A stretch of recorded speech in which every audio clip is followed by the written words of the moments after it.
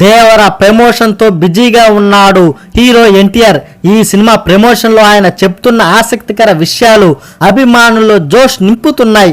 ఇప్పటికే దేవర తరువాత ప్రశాంత్ నీల్తో ఓ సినిమా చేస్తున్నాడు యంగ్ టైగర్.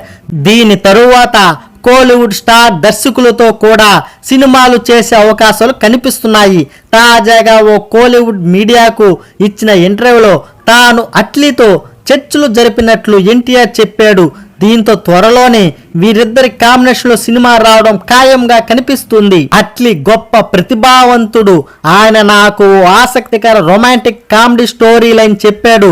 దీని గురించి మేమిద్దరం చర్చించుకున్నాం. అయితే నేను అట్లీ ఇద్దరం వరుస ప్రాజెక్టులతో బిజీగా ఉండడం వల్ల అది పట్టాలెక్కలేదు. భవిష్యత్తులో అట్లీతో ఖచ్చితంగా సినిమా చేస్తాను. ఆయన రాజా రాణి సినిమాను తెరకెక్కించిన విధానం నాకెంతో నచ్చింది అని చెప్పాడు ఎన్టీఆర్. ఇంకా ఇదే ఇంటర్వ్యూలో తారక్ కోలీవుడ్ లోని మరికొందరు స్టార్ దర్శకుల గురించి మాట్లాడాడు. లోకేష్ కనకరాజు పనితనం తనకెంతో ఇష్టమని ఎన్టీఆర్ చెప్పాడు. ఆయన తీసిన విక్రమ్ సినిమా తమిళ ఇండస్ట్రీకి గొప్ప పేరు తెచ్చిందన్నాడు.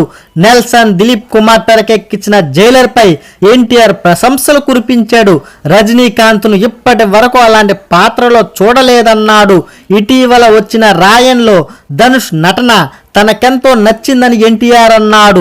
దేవర విషయానికి వస్తే జనతా గ్యారేజ్ తరువాత hero NTR, director Koratala Shiva combination లో రూపొందుతున్న సినిమా ఇది. జాన్వీ కపూర్ ఈ మూవీతోనే టాలీవుడ్ లోకి ఎంట్రీ ఇస్తుంది. సైఫ్ అలీ ఖాన్ విలన్ గా నటిస్తున్నాడు. ఈ సినిమా సెప్టెంబర్ 27న ప్రపంచ వ్యాప్తంగా విడుదల కానుంది.